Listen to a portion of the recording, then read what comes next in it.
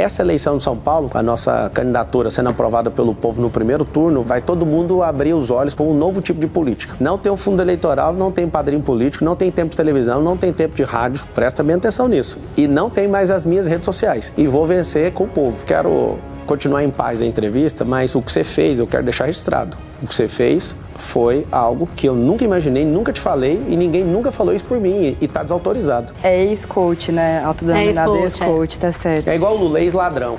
Vocês têm que falar dele. Se eu sou ex-coach, você tem que falar que o Lula é ex-ladrão. Mas o senhor que é o candidato entrevistado aqui hoje, né? Mas é eu que faço a resposta, Pedro. Você faz a pergunta, eu faço a resposta. Se você quiser interferir, eu vou interferir no meio da pergunta. Você não deixa responder, cara. Eu fiz direito pra ouvir o que você tá querendo me explicar.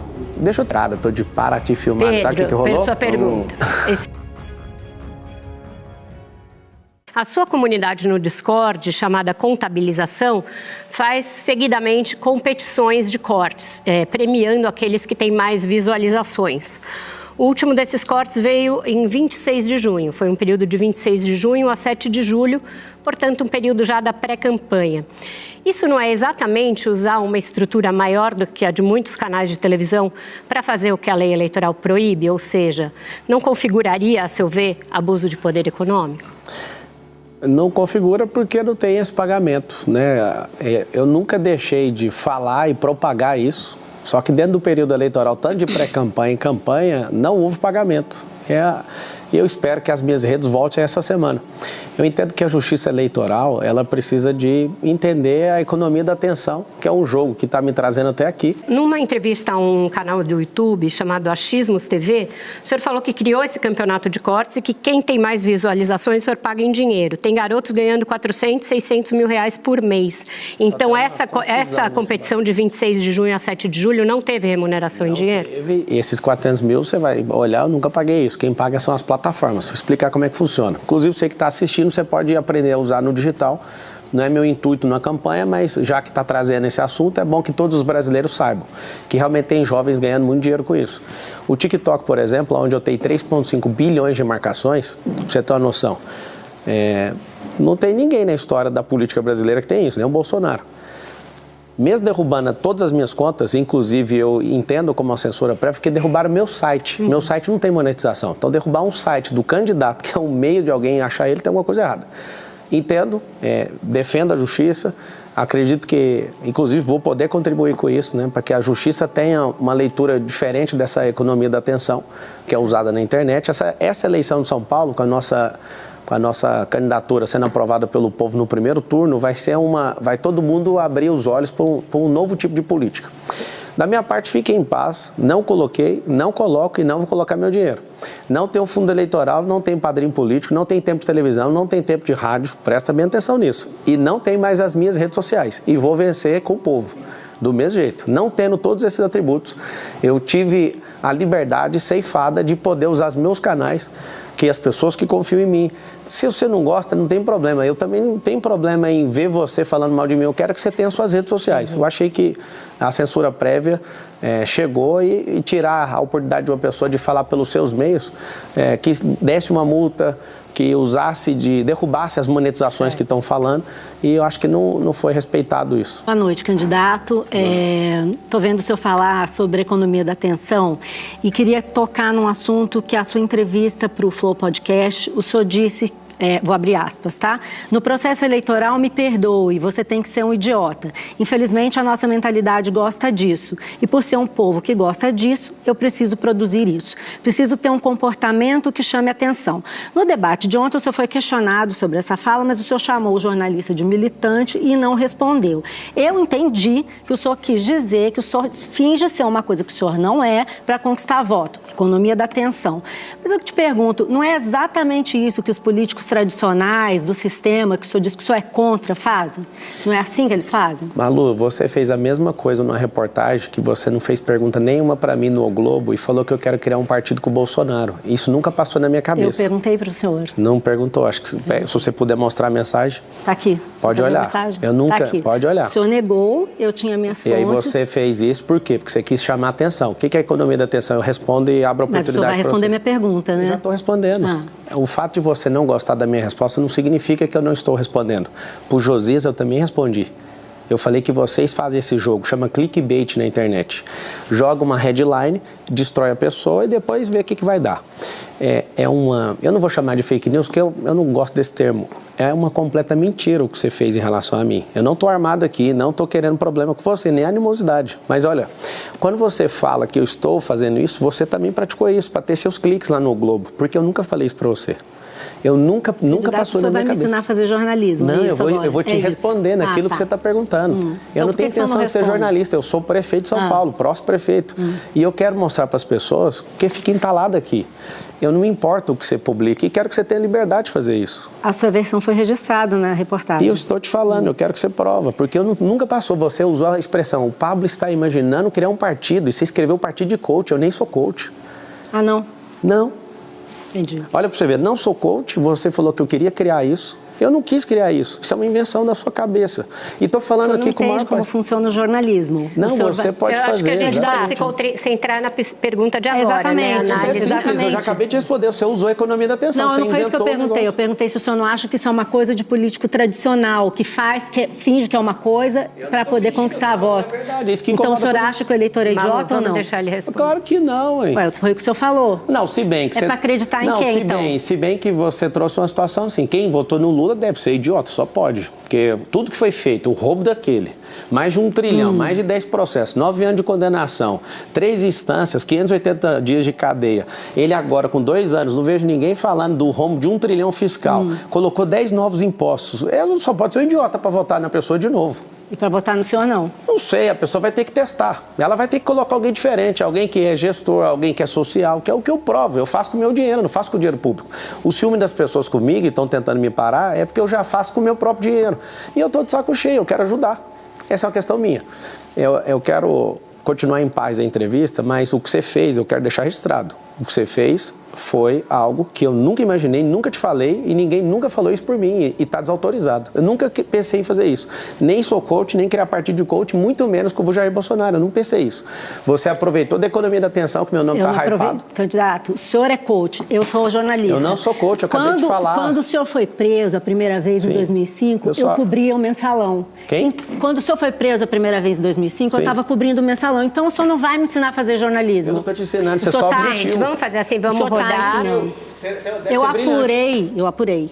Apurou aonde? Com as pessoas que Quais? Fala o nome. Que fala... Bom, o nome. Senhor candidato, existe um instituto no jornalismo que o senhor conhece bem, que é off, né? Não, mas tudo bem, acho que a entrevista não é sobre isso. O senhor é um ótimo coach e eu faço meu papel como jornalista. Qual insistência sua em falar que eu sou coach? Tá bom, vamos rodar. Amanda, por favor. A economia da atenção. Boa noite, candidato. É ex-coach, né? Autodenominado ex-coach, tá certo. É igual o Lula, ex-ladrão. Vocês têm que falar dele. Se eu sou ex-coach, vocês têm que falar que o Lula é ex-ladrão. Mas o senhor que é o candidato do entrevistado aqui hoje, né? Então vamos lá. Na sentença, o juiz fala claramente ali que o seu objetivo em participar do esquema ali era ganhar dinheiro fácil. Então eu queria devolver para o senhor isso. O objetivo ali era esse mesmo? Era ganhar dinheiro fácil? Eu ganhei um salário de R$350 e não tinha dinheiro para pagar advogado. Estou com a minha carteira de trabalho aqui, se você quiser, que você é um cara investigativo, eu te dou ela aqui no intervalo, você tira a foto dela inteira, eu vou te mostrar uma coisa, até para te ajudar nisso aí, que aí mata o assunto. Dia 1º de maio de 2003, eu tinha 16 anos de idade e a carteira estava assinada. Eu fui mandado embora desse emprego, eu era operador de áudio, e por uns 6 meses eu fui prestar serviço para essa pessoa, né, na condição, né, de confiança, de alguém que eu já conhecia. Da igreja, né? Era o pastor de jovens da época. E aí, eu, muito jovem, querendo ajudar em casa e pagar minha faculdade, entrei nisso, foi uma latada na minha vida, me envergonho de ter envolvido com esse tipo de gente. Só que na hora que acabou isso, eu fui processado, né, por longos 13 anos, isso foi assustador para mim. Você vai pegar a minha carteira de trabalho, no mesmo ano, está registrado como atendente call center. E eu fiquei quase 8 anos numa companhia. E aí, o que acontece? Se eu fosse o bandido e quisesse dinheiro fácil, eu ia arrumar serviço de carteira assinada para quê? Então, você pega meu imposto de renda, você vai ver que está ali declarado o que eu ganhei na carteira. E fui crescendo e fui um dos melhores funcionários dessa companhia. Então, eu não tenho nadinha para me curvar para bandido.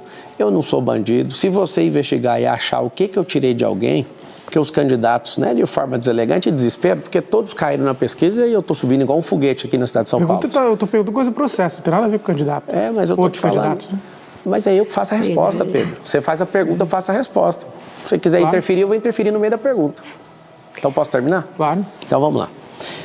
Eu tenho uma história de trabalho digna. Tem 13 anos da minha entrada de carteira de trabalho até a minha saída. 13 anos, certo? Os candidatos falam, você roubava velhinhas. Eu nem sei quem são essas pessoas. Eu trabalhei para um cara, que esse cara fez isso, inclusive cumpriu cadeia, foi condenado. Eu fui prescrito porque não tinha nenhum crime na minha vida antes disso. Inclusive, eu não dei conta de ter uma defesa... O senhor prescreveu por causa da idade. É porque se você tiver antecedente, você não deixa responder, cara. Eu fiz direito para ouvir o que você está querendo me explicar. Deixa eu terminar de responder, ué. Fiquei 5 anos na academia de eu te ensinar. Você tem atenuante se você não tiver nenhuma passagem antes. Eu nunca tinha passagem. Então, se você deixasse eu responder, eu ia te explicar que isso é um atenuante. Segundo, menor de 21 anos. E você sabe o que aconteceu? Se eu tivesse uma defesa técnica, se eu tivesse um Nelson Williams que está sentado aqui, eu nunca ia ser condenado disso aí. Sabe por quê? Porque a condenação foi na primeira instância. A gente não chegou aí para o trânsito em julgado. Significa o quê? Não existe condenação transitada em julgado. Não, porque por isso que eu estou te explicando. Então, eu termino a resposta te falando. Isso não vai diminuir nenhum brilho. A imprensa está pegando áudio disso. Eu já não fui condenado, prescrito, e não foi nem transitado julgado. Eu estou em paz em relação a isso. Certo. Sabe, ano que vem vai fazer 20 anos disso.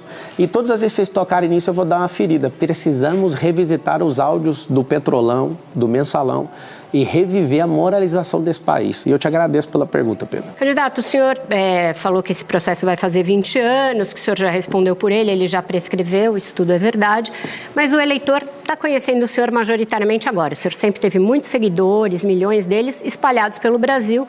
O eleitor de São Paulo está tomando conhecimento da sua trajetória agora, então é lícito que essas questões voltem, porque afinal é uma condenação, não é qualquer coisa. A gente está falando de uma condenação. O senhor disse que o senhor consertava computadores. Nos últimos dias surgiram áudios mostrando uma certa intimidade com os integrantes do esquema, inclusive uma preocupação da sua parte quando o pastor Danilo foi preso ou começou a ser investigado. Eu trago isso à baila porque o senhor também já ensinou em diversas ocasiões que o candidato Guilherme Boulos teria relações com drogas. No Flow, na semana passada, numa hora se referindo aos seus adversários, o senhor falou, esse povo que mata os outros. O Igor até fez assim, nossa, calma, você falou, eu tenho que falar isso mesmo, tal. Me parece que quando é com o senhor fica muito sentido, se sente injustiçado, mas quando é com os outros, o senhor não tem muito cuidado. Isso não demonstra um pouco de 2 pesos e 2 medidas no trato da reputação dos outros, candidato? Na verdade, é uma questão de fazer perguntas. Quem matou o Celso Daniel, né? Pois é, até hoje está sem resposta. Pois é, a gente sabe, mas falar, a gente morre também, então é melhor ficar caladinho, né? Ali é uma baixaria. Eu peço perdão para o eleitor, porque eu saio de casa pensando, hoje vai ser o dia da nobreza. Mas não tem como, eles estão desesperados, porque nunca na história da Prefeitura de São Paulo alguém está concorrendo contra a máquina municipal, estadual e federal.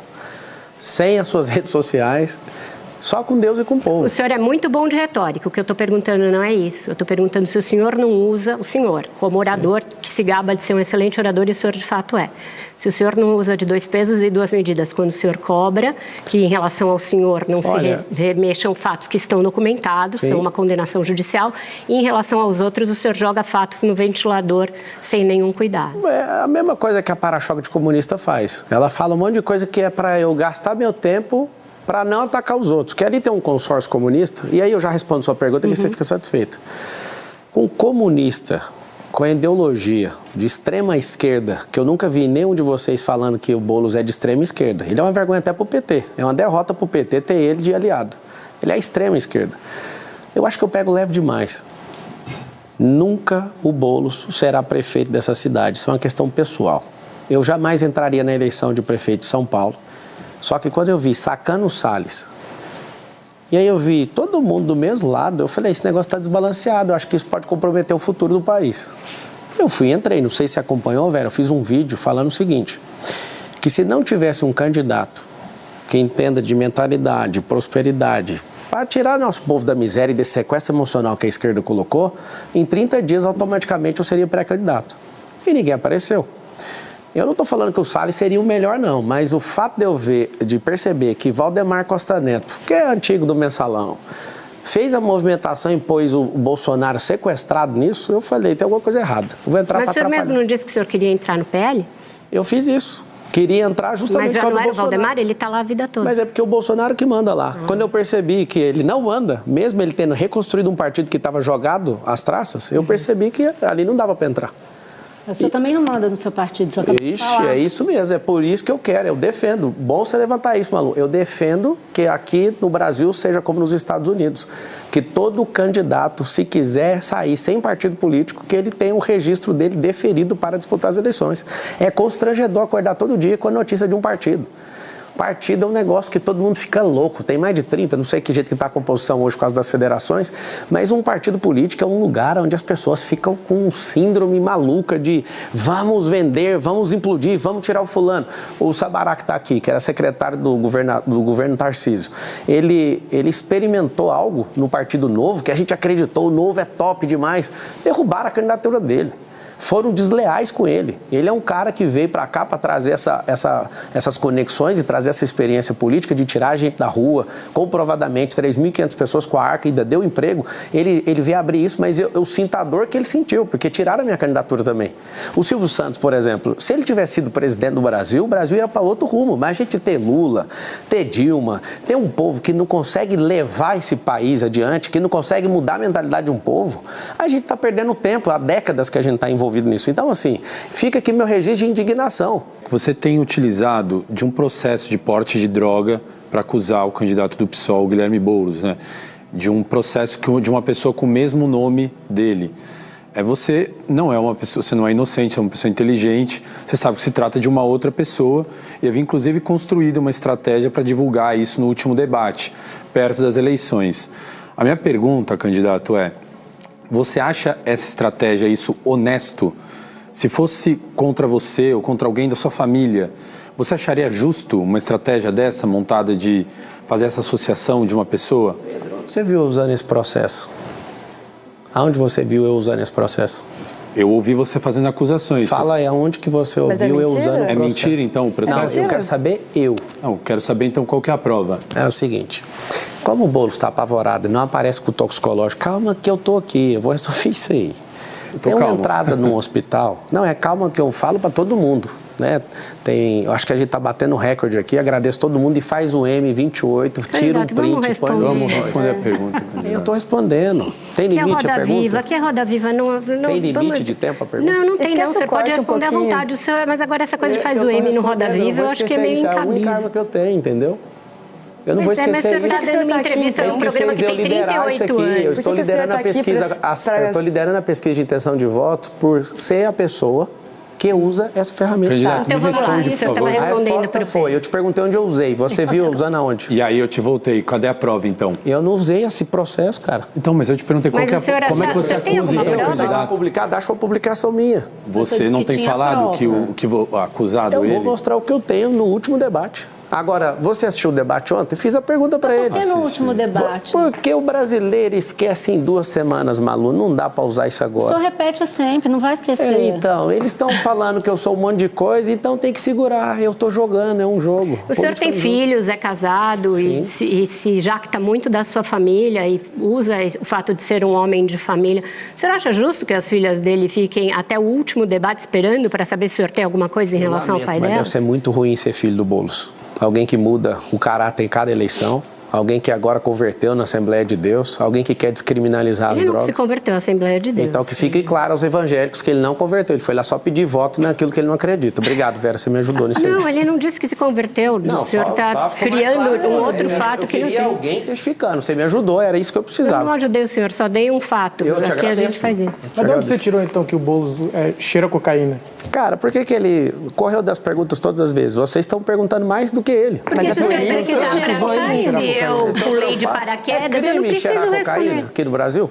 O presidente Bolsonaro, ele está apoiando o Ricardo Nunes, ele indicou o vice do Ricardo Nunes, que é o Coronel Mello. O governador Tarcísio está fazendo também campanha para o Ricardo Nunes. Eles são comunistas também, o presidente Bolsonaro e Tarcísio? É por isso que o eleitorado bolsonarista todo passou para o meu lado.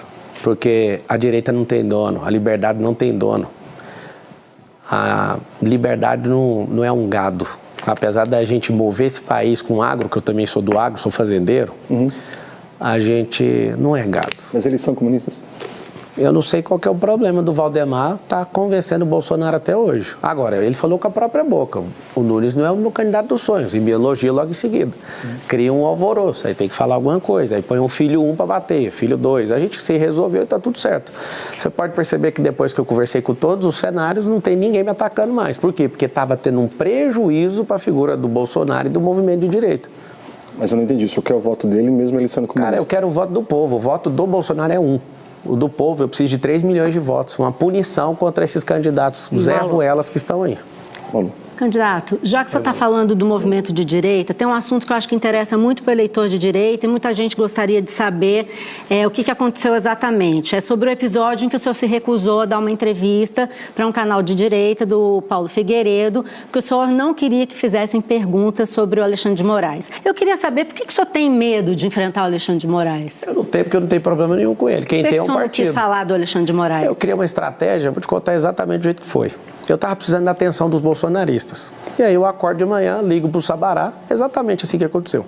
Sabará, cancela essa entrevista com ele. E aí criou alvoroço, né? Ele é um pouco desesperado, o Paulo Figueiredo. Não é à toa que ele está enfrentando o problema que ele está enfrentando, né? Porque ter coragem para sentar o peito numa lança, eu não sei qual que é a lógica disso. Ele criou o estardalhaço, parou o Twitter, ficou todo mundo maluco. E no mesmo dia eu vou lá e comento no Instagram do presidente Bolsonaro, o Carlos me responde, aí eu fui para cima. O que eu fiz com isso? Eu acendi o bolsonarismo. Fui, ataquei o Carlos por 3 vezes, liguei para o presidente Bolsonaro, ele falou, para de bater no meu filho. Aí o Nicolas entra na jogada e tira. Sobre o Alexandre de Moraes, qualquer exagero que tiver da parte dele, que o CNJ entre em ação, que ele responda por tudo. O CNJ não pode investigar ministros do Supremo. Então pronto, que seja o Senado. O que o senhor acha do corte do X? É a mesma sensação que eu estou sentindo com as minhas. Eu acho que agora o Brasil inteiro está sentindo o que eu estou sentindo. O Elon Musk chamou ele de ditador. O senhor acha que o Alexandre de Moraes é um ditador? Você tem que fazer pergunta para o Elon Musk, ele que responda pelas coisas dele. Eu estou perguntando se o senhor acha que o Alexandre de Moraes é um ditador. Eu acredito que tem um desequilíbrio dentro da República e eu acho que as competências do Supremo Tribunal Federal, eu como jurista posso falar com tranquilidade que eu sei o que é o Supremo. O Supremo está muito político. Ele está tentando dosar uma radicalidade que a gente teve no passado. E eu acho que já passou do limite. Então, todo respeito aos 11 togados ali na Suprema Corte, esse é um recado meu pessoal para vocês. Já passou essa onda. O Brasil precisa ser unificado. A gente precisa baixar essa pressão e a gente precisa retomar isso. Através de São Paulo, nós vamos retomar esse país. É um recado meu para os 11 ministros do Supremo Tribunal Federal. Nós confiamos na justiça. Não precisamos ter uma corte política. Vamos voltar a defender a Suprema Carta, a nossa Constituição Federal de 1988. Ela precisa ser defendida por vocês, não precisa legislar e nem atuar politicamente. O senhor defenderia o impeachment? Quem defende o impeachment é o Senado. Mas qual que é a sua opinião? A minha opinião é que tem que ser apurado. Vocês divulgaram na Folha que assessores fizeram isso? O que eu vi hoje, que eu estou acompanhando? Vão chamar no Congresso Nacional. O segredo não é vamos criar ruptura o tempo inteiro. O Brasil já passou 2 processos de impeachment. Certo. Esses 2 processos criaram rupturas institucionais. O que eu defendo? Devido ao processo legal.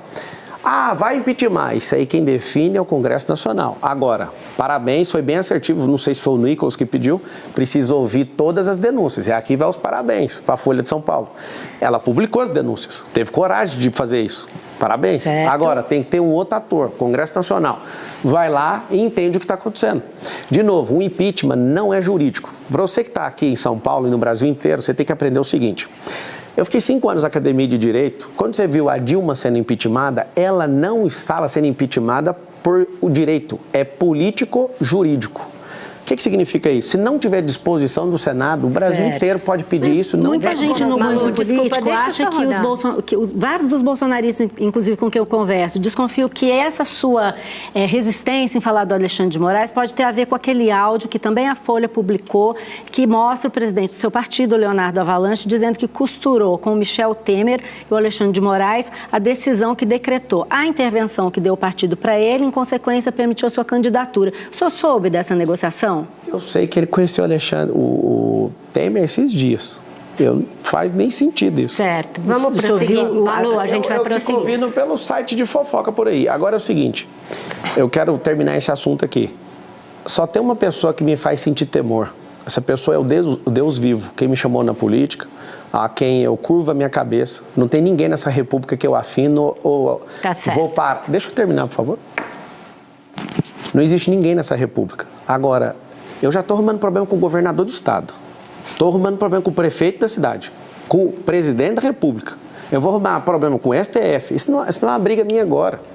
Daqui 35 dias eu estou eleito, eu vou focar na cidade de São Paulo. E aqui vai meu recado para a Suprema Corte. Vamos fazer uma política diferente. Não dá para ser desse jeito, senão a gente vai atrapalhar o crescimento desse país. A gente tem que olhar o rombo de 1 trilhão que o Lula produziu nesses últimos 2 anos, que é mais de 1 trilhão. Se não frear, se não tiver responsabilidade fiscal, nós vamos perder esse país de novo e vai ter que acordar um povão e levantar contra esse governo do PT de novo. Só pergunta. Candidato, o senhor foi na CNN, acredito, e teve uma briga ali, enfim, com a jornalista. E depois ela comentou, ela postou no blog dela, que terminou a gravação, que era ao vivo ali, enfim. O senhor chegou nela e falou assim, desculpa ali, meu jeito, era para os cortes. Essa grande pira dos cortes que o senhor comentou que foi o que trouxe... colocar no primeiro lugar nas pesquisas, é isso mesmo, falei isso mesmo. Certo, sim, o senhor acabou de dizer isso. Só que isso também implica numa falta de conteúdo e de debate do senhor que é muito assustadora. Então, por exemplo, o senhor não costuma responder nem entrevistadores direito, nem outros candidatos. O senhor vai para entrevista ou debate para fazer corte e não para falar de proposta. Proposta, quem quiser, vai lá no site do TRE. Então, eu queria falar sobre isso. O senhor 99 páginas. O senhor ontem no debate da TV Gazeta falou exatamente isso. Que debate é um teatro, entre aspas. Deles, né? Meu não, é que eu tô sendo verdadeira, por isso que eu tô gostando. Tá, e que as pessoas têm que ir no site do TRE para ler o plano de governo. Agora você me diz, quem que tem tempo de entrar no site do TRE e ler dezenas e dezenas de páginas de plano de governo de todos os candidatos? Porque não é só o seu. Então, por que você priva os seus eleitores e todos os cidadãos de São Paulo de conhecer os seus projetos, as suas propostas? Isso não é antidemocrático? Vamos deixar ele responder. Só uma correção, cidadãos. Ela tem razão.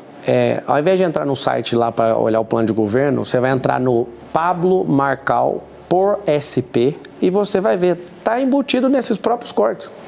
Estou sem, de novo, fundão eleitoral, padrinho político, tá o presidente e o ex-presidente cada um de um lado, não tem um tempo de TV, vocês vão ter que aguentar os cortes. E, de novo, se vocês não gostam dos cortes, façam perguntas mais tranquilas que... Só que tem muita gente que assiste debate, que assiste uma entrevista como essa de hoje, para justamente conhecer os candidatos. Eu aceito de estar aqui, eu agradeço. Então, o senhor podia colaborar e responder as perguntas do jeito como... Eu estou respondendo do jeito que eu preciso responder, eu sou o candidato. Mas vamos esquecer o corte um pouquinho? Vamos não. Se você quiser esquecer o corte, eu preciso de ir embora. Se você quiser, eu posso levantar e sair. Você não vai... Eu não tenho marqueteiro, não tenho dinheiro para pagar marqueteiro não, para ficar contando piada, fazendo gracinha. Eu estou aqui com a cara e com a coragem, igual todo mundo quer vencer na vida. Você quer tirar a única coisa que você fazer? Tá, o senhor não pode falar sobre proposta, então, que era a única coisa que o senhor deveria fazer. Mas então a gente também pode perguntar sobre proposta. Deixa eu aproveitar. Aqui que é interessante que a Amanda falou, que vai ficar um corte bem legal. É o seguinte, o que vocês precisam entender é que a gente precisa ver quem é viável, aguenta pancada, e a gente tem que discutir valor. Quem é de família, quem quer gerar emprego, serão 2 milhões de empregos. Sabe como que a gente vai fazer? Com um cinturão empresarial. Vai ter 120 quilômetros de área dentro da cidade de São Paulo, que a gente vai aprovar junto com a Câmara, para trazer benefícios, para você ter emprego aí. Eu falo isso toda hora, tem vários outros, só terminar. Pode falar olhando para a gente, não, mas a gente não... desculpa tragar o seu... Mas o senhor está usando a entrevista para fazer os seus cortes, então fica uma coisa meio distópica. O senhor gosta da palavra distópica? Não, ninguém quer mandar no senhor, a gente quer conduzir uma entrevista, quer bater um papo com o senhor. Eu estou batendo papo, só que eu tenho que aproveitar o tempo que eu tenho de televisão, que é só hoje. Tá bom, eu acho isso um pouco vazio e eu acho um pouco feio. É só votar no Boulos. Não, não vou votar no Boulos, candidato. Não vou votar. Não sei que eu vou votar, mas não é isso que está em discussão. Mas só você falar que não vai votar nele, eu já fiquei animado. Então o senhor veio para realmente lacrar, candidato. É engraçado. É difícil qualquer pessoa no Brasil hoje vencer o presidente Lula. Ele sem a máquina, fazendo uma análise. Ele sem a máquina na mão, venceu o presidente Bolsonaro com a máquina na mão. Eleição é um negócio muito perigoso. A não ser que ele tenha um comportamento do Biden, pelo envelhecimento, com todo respeito, a idade chega para todo mundo. Eu tenho 37 anos, o Lula vai estar com mais de 80, se eu não estiver errado, aí em 2026. Se ele tiver do jeito que ele está hoje, dificilmente, na minha avaliação, alguém vence ele. O Bolsonaro está inelegível. Acho que dificilmente qualquer outro governador do estado consiga ter punch para fazer isso. O que é o ideal? O ideal é que volte à normalidade, o Bolsonaro consiga ser elegível para que ele dispute com Lula e vá para esse final, esse acerto de contas, para ver quem é o mais popular. E que o governador Tarcísio parta para a reeleição, para continuar fazendo o que ele tem feito muito bem feito. Inclusive, você vai ter meu apoio, governador. Não precisa me atacar mais. E eu vou cumprir isso, e se precisar, e o povo estiver comigo nisso, do jeito que está agora, né, que está assustador, a pesquisa Veritá ali, a intencional, eu estou com 36 pontos. Na espontânea eu estou com 30, deslocado do pelotão inteiro. E essa pesquisa, para quem não sabe, ela foi a única que acertou, em cheio. O próprio governador Tarcísio falou com a boca dele, ninguém acreditava na eleição do Tarcísio, e ela falou que ele ia ganhar, e ganhou. E a gente vai ganhar também no dia 6. Então você está dizendo que se não tiver outro para enfrentar o Lula, vai ser o senhor, é isso? Não entendi. Que se não tiver nenhum outro, se o Bolsonaro não puder enfrentar o Lula, vai ser o senhor? Eu deixei claro aqui, só se ele tiver. Nem o senhor? Ninguém ganha dele, ele com a máquina na mão. O Lula, ajuda a gente, cara. Termine esse governo com honra, acha alguém. Não adianta ser o Boulos, que ele é de extrema esquerda. Você sabe que você tem vergonha dele, mas tá faltando candidato aqui. Deixa São Paulo comigo, arruma um sucessor. Não é o taxado que ele é incompetente, ele já mostrou que gestão não é com ele nem economia. Arruma alguém, sai em alto estilo, faz o melhor governo da sua vida, recupera esse 1 trilhão que você acabou de colocar de rombo fiscal. Se você repetir o número que você colocou nos nossos lombos por 2 anos, você vai ser o presidente mais incompetente da história. Dificilmente. Se você estiver bem emocionalmente, eu duvido que alguém ganhe do senhor. No dia 25 de agosto, o senhor publicou na... A gente já viu um presidente de partido que tem suspeita de envolvimento com o PCC, seu despachante aéreo, suspeita de envolvimento com o tráfico de drogas. Seu parceiro, Renato Cariani, que esse senhor disse que mudou sua vida, o senhor não vai poder dizer que não sabia nem nada, se tornou réu sob acusação de tráfico de drogas, associação com tráfico e lavagem de dinheiro, numa denúncia que foi aceita em fevereiro, e depois disso o senhor fechou um negócio com ele, inclusive naquele seu canal de cortes, na sua comunidade do Discord, manda marcar Pablo Marçal, prefeito, e Cariani. Então, é uma relação bem casca de bala. Como vai ser esse processo seletivo se pessoas tão próximas do senhor estão envolvidas em tanta coisa e o senhor diz que não sabe? Eu conheci o Cariani num podcast e ele me fez um desafio para mudar de vida. Eu era inflamado igual o Boulos. Pesava 100 quilos e esse cara mudou minha vida. Agora, o Estado Democrático de Direito tem que fazer o seguinte, tem o contraditório e a ampla defesa. Ele que se defenda, se ele tiver errado, que ele pague. Nunca falei que eu passo a mão em nada. Agora, a gente tem um problema aqui no Brasil de acabar com a vida de uma pessoa porque ela está sendo processada. Eu fui em Paraisópolis, tirei foto com 500 pessoas, aí colocou no jornal, Marçal tem ligação com o primo, sei da onde, do PCC. Eu vou pedir certidão de nascimento de alguém? Não, mas esse é seu amigo, parceiro. Eu fiquei amigo dele, ele mudou minha vida. Cariani, obrigado por você transformar esse país. Mas como que é esse processo seletivo? Entra qualquer um? É o que eu tô te falando, ele não é alguém que trabalha para mim, ele não é submetido a mim, ele cuida da vida dele. Mas ele é seu sócio. A gente fez aquele programa justamente para mudar a vida dos outros. Eu sou um educador, e ele mudou minha vida e a gente está mudando a vida de muita gente através do ensino. Só lembrando essa denúncia, um minuto, Pedro, um minuto. Só lembrando essa denúncia aceita pela Justiça, portanto ele é réu, não é qualquer acusação. Ele é acusado de ter emitido notas frias para desviar 12 toneladas de insumos químicos que, na verdade, eram usados para refinar cocaína e crack. O senhor tem demonstrado muita preocupação com a questão das drogas. Isso não arrepia o pelo do seu braço? Meu braço? Por que meu braço? De ficar arrepiado, 12 toneladas para... Cariani, eu acredito na sua inocência, conheço seu coração. Cara, se tiver devendo, pague. Se não tiver, eu vou ser o cara do seu lado para cobrar todo mundo que destruiu sua reputação. Vá para cima e obrigado por você ter mudado a minha vida.